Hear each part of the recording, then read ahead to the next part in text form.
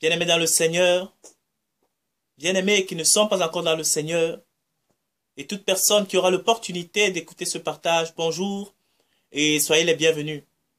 Le thème de notre partage ce matin est les publications avec récompense. Je vais m'expliquer par rapport à cela. Chacun d'entre nous peut-être a déjà reçu dans son compte Facebook, dans son compte Twitter, dans les réseaux sociaux.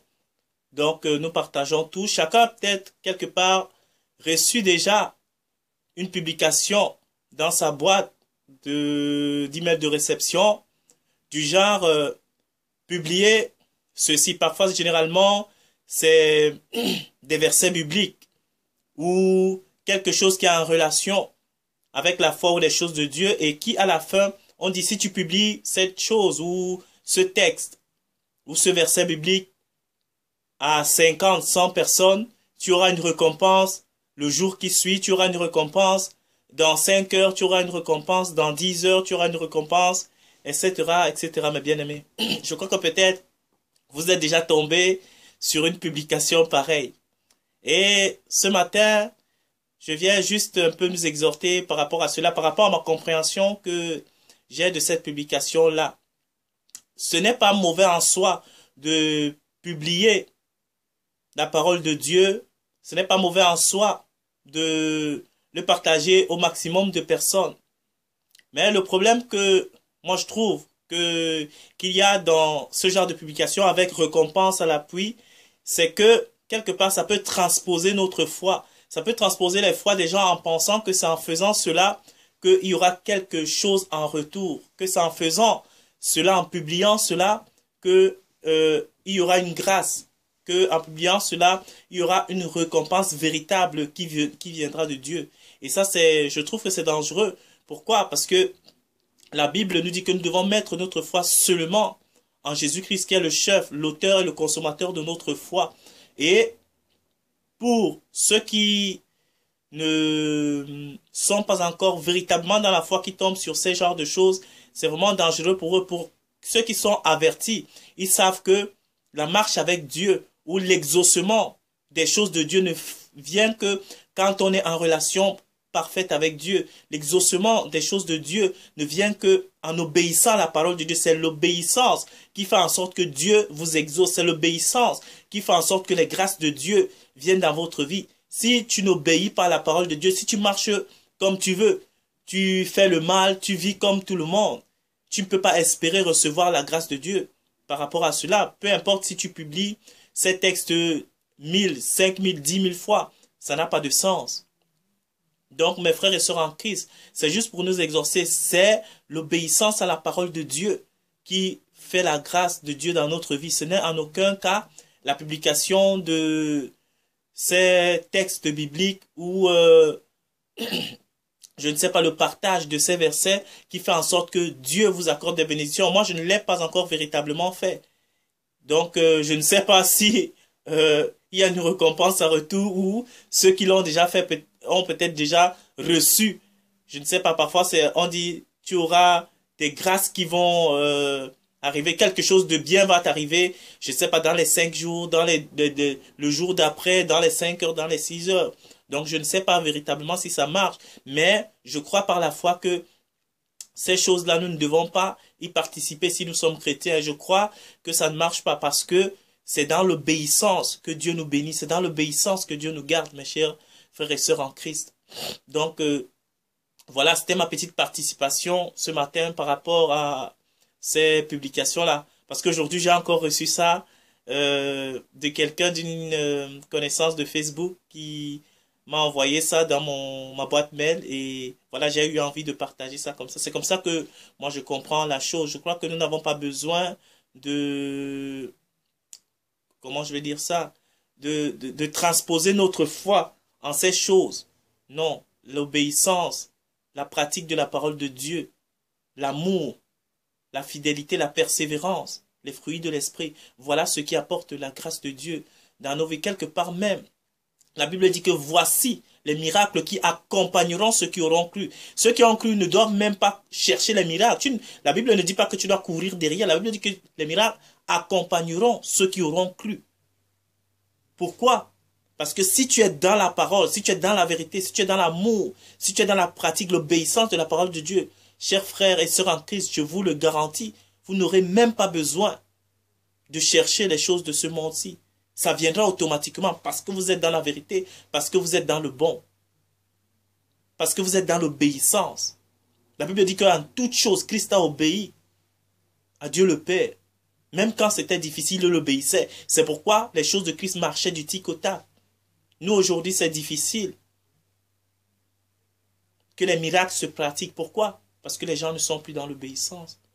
Parce que les gens transposent la foi sur autre chose. C'est comme ceux qui pensent que c'est en donnant les dîmes et les offrandes qu'ils seront sauvés. Ou ceux qui pensent qu'en allant à l'église tous les jours, c'est ça qui va les sauver. Ou ceux qui pensent, je ne sais pas, en faisant quelque chose. Non, nous devons être matures et comprendre que notre salut ne vient pas de nous, elle vient de Jésus-Christ, tout simplement. La Bible dit que c'est par la foi que nous sommes sauvés. C'est par la grâce, pardon, que nous sommes sauvés par le moyen de la foi, afin que personne ne se glorifie. C'est par la grâce que nous sommes sauvés. Ce n'est pas par les actes. C'est vrai que les actes contribuent à la croissance de la foi, mais la chose la plus primordiale, c'est par la foi. C'est par Jésus-Christ que nous sommes admis à entrer dans le royaume de Dieu. Ce n'est pas par autre chose. Ce n'est pas par notre propre mérite. Ce n'est pas par ce que nous faisons. Ce n'est pas par ce que nous croyons. C'est simplement par l'amour de Dieu, mes frères et sœurs en Christ. Donc voilà ma manière de voir les choses par rapport à ce phénomène de publication avec récompense. Donc voilà, moi je ne l'ai pas fait. Maintenant, dans votre plateforme numérique, dans vos réseaux sociaux, vous pouvez publier des versets bibliques, vous pouvez publier des enseignements, vous pouvez publier des choses qui viennent de Dieu. Ça, c'est bien, mais sans pour autant attendre quelque chose en retour ou quoi que ce soit. Donc voilà, soyez bénis. Maintenant, pour ceux qui ne connaissent pas encore Jésus-Christ, je vous invite, comme à la fin de tous mes partages, vraiment à lui donner votre vie. Dieu est fidèle, Dieu est bon. La Bible dit qu'il est mort à la croix pour que vous et moi, nous soyons sauvés, pour que vous et moi, nous soyons appelés fils de Dieu. Pourquoi? Parce que tous les hommes sur la terre sont des pécheurs. Tant que nous sommes nés avec cette chair, nous avons la nature du péché en nous. C'est pourquoi, parfois, quand nous voulons même faire le bien, nous n'y arrivons pas. Nous n'y arrivons pas tout simplement parce que la nature du bien n'habite pas dans la chair, n'habite pas dans le corps. C'est pourquoi il faut un renouvellement. C'est pourquoi il faut un changement. Il faut l'Esprit de Dieu en l'homme qui fait en sorte que l'homme devienne bon. Il n'y a rien de bon en nous. C'est pourquoi nous avons besoin de Jésus-Christ dans nos vies, afin que nous soyons transformés, afin que nous soyons sauvés, afin que nous puissions rentrer dans le royaume de Dieu. La Bible dit que la chair et le sang n'hériteront pas le royaume de Dieu, mes frères et sœurs en Christ. Nous avons besoin de Jésus-Christ dans nos vies. Nous-mêmes, nous savons les situations que nous traversons. Nous savons comment nous marchons dans notre vie. Nous savons les difficultés que nous traversons, que nous endurons. Pourtant, nous sommes sincères, pourtant, nous avons la volonté. Mais les choses n'avancent pas, parce que Christ n'est pas là. Là où il n'y a pas Christ, c'est la mort qui règne. S'il n'y a pas Jésus dans ta vie, mon frère, ma soeur, mon ami, mon bien-aimé, même si tu es vivant comme moi, tu parles, tu manges, tu vas à tes occupations, tu bouges, il y a les activités en toi, mais tu es mort. Pourquoi tu es mort spirituellement? Parce qu'on peut être vivant, respirer, faire tout ce que des gens peuvent faire, mais être mort sur le plan spirituel, c'est très simple. Parce que dans le jardin d'Éden, quand Dieu a créé Adam et Ève, ils avaient la vie en eux. Mais la Bible a dit que le jour où ils mangeront du fruit défendu, le jour qu'ils pécheront devant lui, ils mourront certainement. Et quand ils ont mangé, vous allez vous rendre compte si vous lisez la Bible dans le livre de Genèse, quand ils ont mangé le fruit que Dieu les avait défendu de manger, ils ne sont pas morts le même jour. Ils ont vécu encore plusieurs années avant de mourir. Mais laissez-moi vous dire, avec une certitude absolue, ils étaient morts devant Dieu sur le plan spirituel. Le jour où ils ont mangé ce fruit, ils étaient morts spirituellement devant Dieu. Et c'est la même chose que beaucoup d'hommes aujourd'hui sur la terre vivent normalement. Ils marchent, ils vont à leurs occupations, ils travaillent, ils se marient, ils font la fête. Ils ont des femmes, des maisons, des enfants, mais ils sont morts spirituellement devant Dieu. Donc pour renaître, pour vivre devant Dieu, il faut renaître de nouveau par rapport à cette mort qui est déjà en nous. C'est pourquoi tu as besoin de Jésus-Christ dans ta vie, mon frère, ma soeur, mon ami, mon bien-aimé, si tu m'écoutes. Et c'est très simple de venir à lui.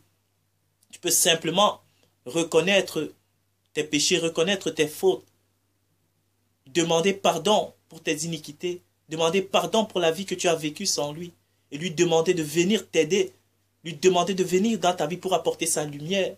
Et il viendra dans ta vie, mon frère, ma soeur, mon ami, mon bien-aimé. Il viendra tout changer. Tu ne seras plus jamais la même.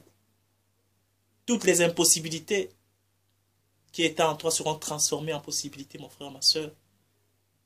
Tu deviendras l'homme le plus heureux du monde, je peux te le garantir. Ou tu peux aussi le faire avec moi. Tu peux juste prendre les mots que je dirais comme les tiens au travers d'une courte prière que nous allons faire. Et Dieu viendra tout aussi bien dans ta vie. Si tu veux le faire aujourd'hui, c'est facile, tu peux incliner ta tête. Toi et moi, nous allons prier. Ou tu peux faire comme je te l'ai dit tantôt, rentrer dans ta chambre, fermer ta porte, te mettre à genoux et demander la grâce de Dieu, demander pardon pour tes péchés et demander à Dieu, à Jésus-Christ, de venir dans ta vie au travers de son esprit. Elle viendra certainement. Si tu veux, nous pouvons le faire ensemble. Nous pouvons juste incliner la tête et prier. Inclinons la tête, mon frère, ma soeur, mon ami, mon bien-aimé, et prions. Je peux dire, Seigneur Jésus, merci pour la grâce que tu me donnes aujourd'hui. Merci pour ta parole qui est sortie. Merci parce que j'ai compris que tant que j'ai cette chair de péché, je ne peux pas hériter de ton royaume. Pardonne-moi pour mes offenses. Pardonne-moi pour mes péchés. Pardonne-moi pour tout le mal que j'ai fait, Seigneur, consciemment ou inconsciemment. Je demande aujourd'hui ta grâce, Seigneur. Je demande aujourd'hui que ta lumière vienne éclairer mes ténèbres, ô Dieu. Laisse que maintenant ton Saint-Esprit vienne illuminer ma vie. Je t'accepte dans mon cœur comme mon Seigneur et mon Sauveur. Viens prendre le contrôle de ma vie et fais de moi la personne que tu veux que je sois. Au nom puissant de Jésus-Christ. Amen. Amen, mon frère, ma soeur, mon ami, mon bien-aimé. Si tu as écouté ou si tu as fait cette prière, bienvenue parmi les enfants de Dieu. Bienvenue dans le royaume des enfants de Dieu. Si tu as une Bible, tu peux commencer à la lire. Dieu lui-même te révélera des choses. Dieu lui-même te parlera. S'il y a une église, une assemblée près de chez toi, tu peux y aller. Dieu lui-même te guidera. Dieu lui-même te dira quoi faire. Tu peux continuer à entretenir ta relation avec lui au travers de la prière, au travers de la méditation de sa parole, en lui demandant tous les jours de continuer à te transformer, de continuer à te changer. Dieu lui-même viendra de manière fidèle dans ta vie. Il viendra te changer, te renouveler afin que ta transformation soit parfaite. Et pour ceux qui sont déjà en Christ, soyez fidèles, persévérez, tenez votre poste. N'abandonnez pas, peu importe les circonstances des temps, peu importe les difficultés. La Bible dit que les difficultés du temps présent ne sont rien comparées à la gloire à venir. Tenez bon, frères et sœurs en Christ. Dieu lui-même, au son de la trompette, nous donnera notre couronne de gloire. Soyez bénis. Merci d'avoir pris de votre temps pour écouter ce partage. À la prochaine.